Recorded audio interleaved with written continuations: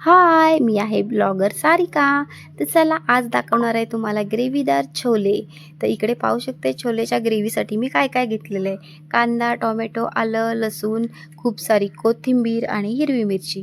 तर आपली gravy ready झालेली आहे. तर मी ठेवलेली आहे गॅसवरती कढई आणि मी छोले घेतलेले आहेत बॉईल करून 2-3 शिट्ट्या काढून.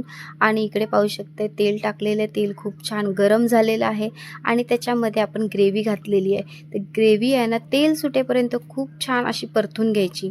तर आता खूप छान परतून झालेली आहे. त्याच्यामध्ये घालूया आपण हळद, लाल तिखट आणि गरम मसाला आणि त्याच्यामध्ये फक्त मी छोले मसाला घालणार आहे. तो सुद्धा 10 वाला घालू शकता, छोटा पॅकेट आणलं तरी चालेल.